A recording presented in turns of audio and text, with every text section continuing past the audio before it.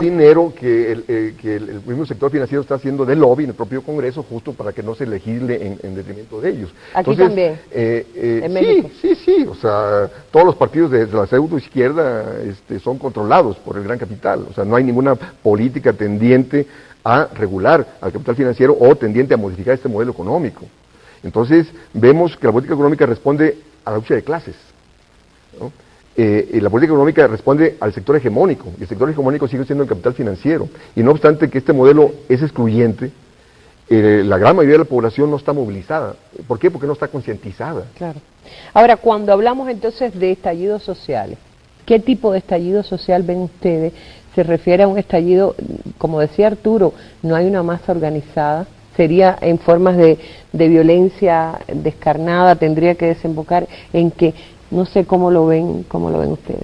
Yo creo que hay una cosa que hay que ver en términos del crecimiento de la violencia por una cuestión de términos económicos. O sea, efectivamente, el problema es que el Estado mexicano está en una severa crisis, y una crisis no nada más económica, de credibilidad política, una crisis de actuación en términos políticos con diferentes sectores de la sociedad. Y no es una crisis de un año para acá, es una crisis que ya se venía manifestando desde hace varios años, por lo menos hace unos 10 años. Que ahora esté haciendo implosión es una parte del fenómeno, y ya había habido otra serie de elementos que estaban modificando esto. Si vemos los niveles de producción, si vemos la situación en términos generales del campo, y del caso de los trabajadores de la ciudad, de todo tipo, pequeños empresarios, medianos productores, etcétera, tenemos una situación más, yo me atrevería a decir, incluso más cercana a los previos de 1910.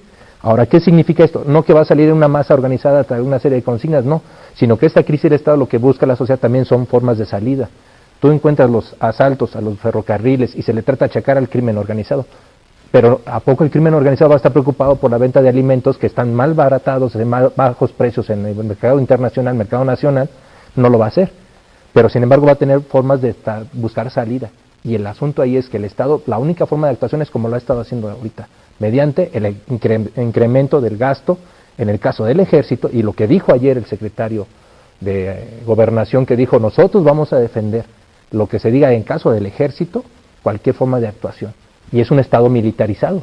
Entonces, el Estado militarizado lo que implica no es solamente la presencia del Ejército a las calles, lo que implica es que no se está entendiendo lo que está sucediendo del otro lado, y que además corresponde a tratar de quedar una buena imagen, sobre todo con el caso particular de Estados Unidos. Ese toque de puerta que está haciendo el presidente de la República al gobierno norteamericano para la política migratoria y en otras cosas que son superficiales, eso solamente es eso, es un toque de puerta, pero es para quedar bien, mientras en la casa tenemos un desastre. Y ni siquiera le abren la puerta, ¿no? Lo que estamos observando es un creciente proceso de descomposición social. Es la consecuencia del modelo económico, ¿no? O sea, el proceso de concentración de la riqueza tiene también como residuo estas manifestaciones que observamos. Por desgracia, es una descomposición hacia una violencia instintiva de la población, de buscar formas de supervivencia a través de la manera más fácil, y es prácticamente una jungla, pobres asaltando pobres, ¿no? Básicamente, y que no se está dando, digamos, en una posibilidad de una organización hacia un cambio social, digamos, un cambio postcapitalista o anticapitalista, como se quiera. Eso es lo más dramático.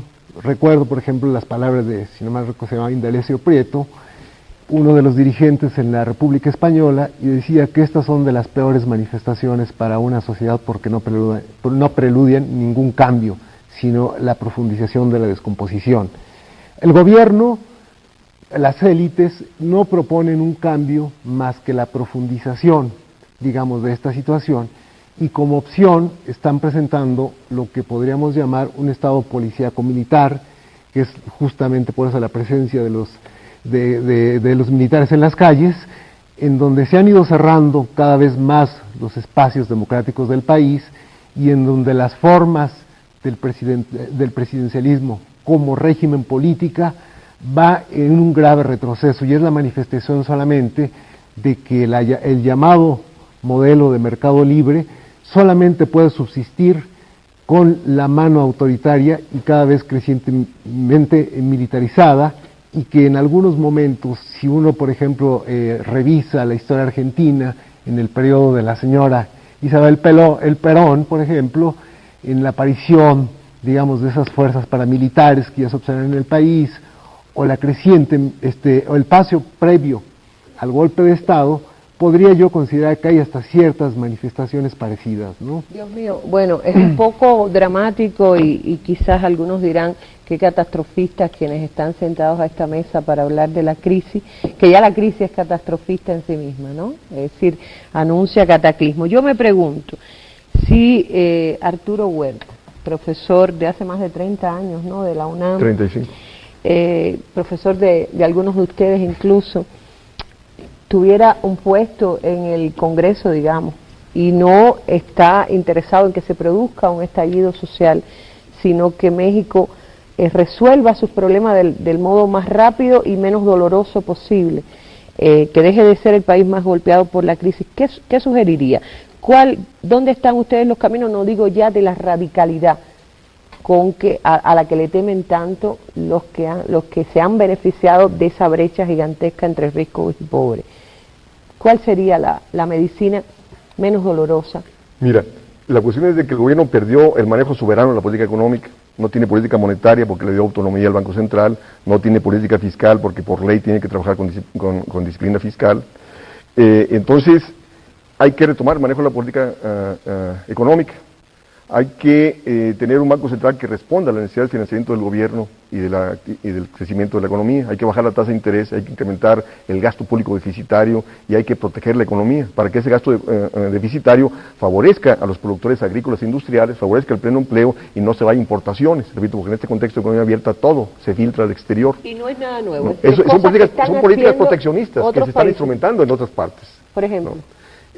Argentina ya está con políticas proteccionistas, está con gasto público deficitario, Estados Unidos, repito, trae un gasto deficitario del 11%, Inglaterra del 13%, entonces en cambio aquí son más papistas que el Papa, están trabajando con disciplina fiscal en favor del capital financiero. Hay que meter control de cambios, ¿no? Es decir, impedir la libre movilidad de capitales, porque nos endeudamos ¿para qué? Para que el capital esté sacando su dinero del país. Nos va a llevar a una crisis más profunda y después vamos a tener, no sé cómo vamos a pagar esa mayor deuda. Entonces hay que meter control de cambios, hay que decirle no al libre mercado, porque ese nos llevó a la crisis. Entonces se necesita un Estado de nuevo tipo, y el problema es que eso requiere correlación de fuerzas. Debe ser el sector productivo, los trabajadores los que se deben manifestar por un Estado de nuevo tipo en favor de la esfera productiva y del pleno empleo y subordinar al sector financiero. Y eso implica a esos objetivos, y eso implica, repito, una correlación de fuerzas que no está presente. Claro, bueno, y algunos que dicen que incluso esta situación crea caldo de cultivo para que los imperios busquen pretextos para invadir los países, aunque hay tesis de que ya hay países invadidos por la forma suave de las transnacionales y todo eso. Se nos acabó el tiempo. Con una palabra quizás ustedes quisieran puntualizar algo, con una mínima precisión. Una última cuestión. Yo creo que el problema que estamos enfrentando en términos económicos tiene mucho que ver con algo que decía Chomsky en su última plática, ¿no? O sea, el problema es que si ese Estado que tenemos realmente funciona para la necesidad de la sociedad que tenemos. Claro. Yo creo que no. Incluso dentro del propio Senado o las cámaras es difícilmente que se pueda resolver este problema. Efectivamente, la forma de solución de esto va a derivarse de otra forma, ¿no? Que tenemos que ver entre varios como acotado. Bueno, sí, desgraciadamente se me acabó el tiempo. Es un problema de intereses, de clases.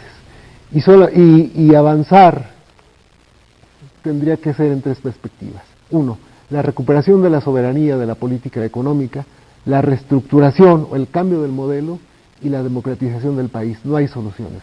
Bueno, de todas maneras, creo que Arturo Huerta fue testigo cuando en algún momento de aquellos encuentros de economistas en La Habana, Fidel dijo: vendrán grandes crisis y de las grandes crisis saldrán las grandes soluciones.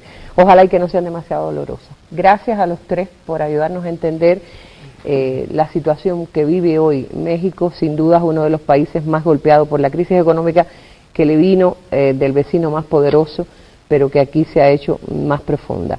Así que todo parece indicar que podría haber caminos, salidas, soluciones, no necesariamente las más radicales, pero solo en el camino de emprender nuevas políticas económicas en el país. Esperemos que esa sea la solución y no nuevas crisis o estallidos sociales que podrían ser también perjudiciales para el pueblo mexicano. Les agradezco a ustedes, les agradezco a todos los que están en sintonía con la Mesa Redonda Internacional de Telesur, y les recuerdo que 2 veces a la semana estamos por este canal multinacional para acercarnos a la realidad del subcontinente, a la realidad de la región, de una región que cambia y que asombra al mundo con sus cambios, pero que también tiene sus puntos dolorosos donde aún no se cambia cuanto se debía. Un saludo desde México, hasta un nuevo encuentro.